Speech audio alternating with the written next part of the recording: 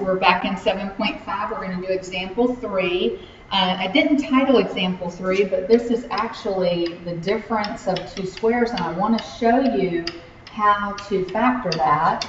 It's actually really super stinking easy. I think you're going to love it. But you got to make sure you actually have the difference of two squares.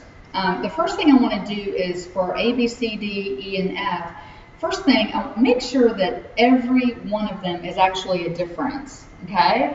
So you see the subtraction sign. You should see a subtraction sign. If you don't, if you see an addition sign, it is not the difference of two squares, okay? So first of all, you have to have a subtraction sign because that's what the difference means. Now two squares, remember what I told you a square is. If it's a number off our top 25 list of perfect squares. 1, 4, 9, 16, 25, 36, 49, 64, etc. Okay, those are all perfect squares. It's a number that I squared to get that number in question. Okay, and if it's a variable, then the variable has an even exponent. If it has an odd exponent, it is not perfect. So can you kind of scan your page and find where you see an odd exponent? Do we see any odd exponents anywhere on our variables? Okay, guess what? Did you see that 5 exponent on the y? Right away, I can tell you this is not a difference of two squares.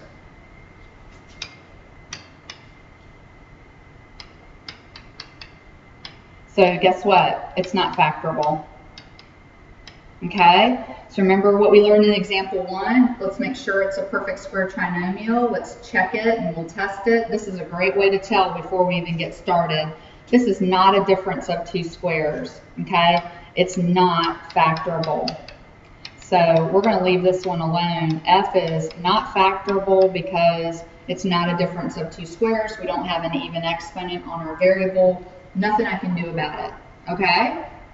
Now let me show you how to do the difference of two squares. I think you're going to love it. It's not the sum of two squares. It's definitely the difference of two squares. I can't tell you how many times people have tried to factor a sum of two squares, and they really think they did it right, and you can't. The sum of two squares is not factorable. They never are. The difference of two squares, factorable all the time.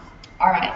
Now, if you recall, we're missing the middle term because outer and inner canceled.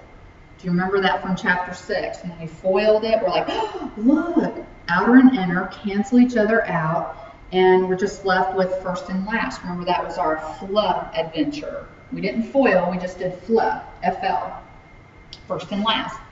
And so you're going to end up with two binomials, and they're going to be exactly the same numbers and variables, except one's going to have a plus sign in the middle and one's going to have a minus sign. They're going to be identical except for those signs in the middle, okay? So let's start with x squared. I'm going to break that up. I'm going to put one of the x's here and the other one here. And then 81, I'm going to put 9 here and 9 here, okay? And so if it's a difference of two squares, you should have two quantities, two sets of parentheses written. They're identical except for the sign in the middle. So it should be x plus 9, x minus 9. As always, please, please, please, please, please check it. Foil this guy out. Make sure it is right. Don't just assume, because you can always check it and make sure. So first would be x squared.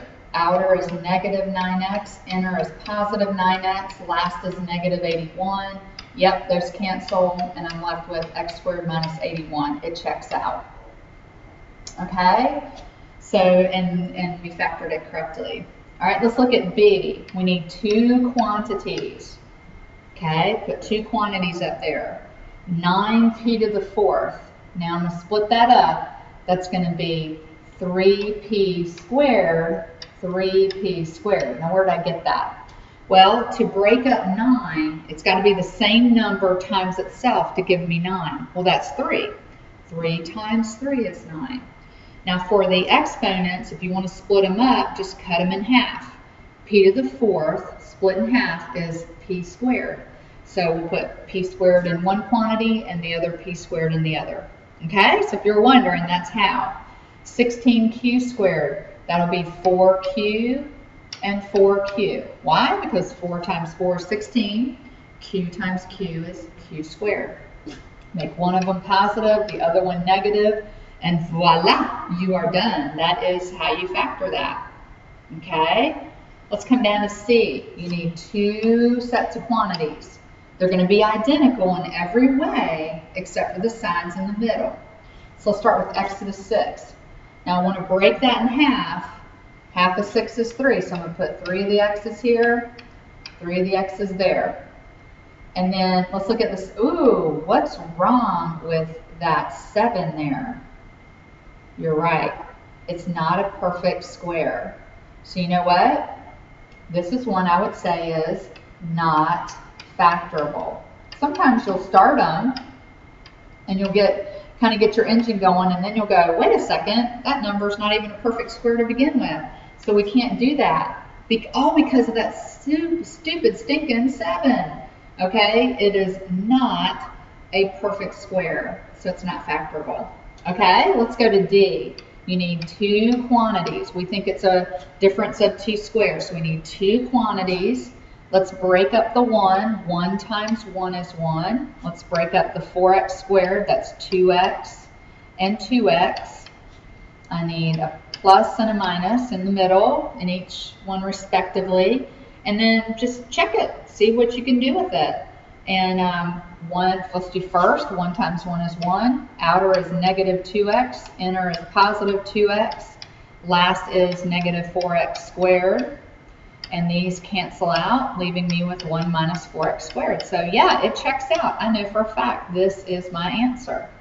Really good. Very, very good. I do encourage you to check it. Just be sure. I'm going to leave letter E for you. No trickery there. It is a perfect square. P to the 8 is perfect. 49 is perfect. Q to the 6 is perfect. And it's a difference of 2 squares. It is factorable. So give it your best shot and check it. All right, please bring your questions to class, and I hope I made perfect and total sense.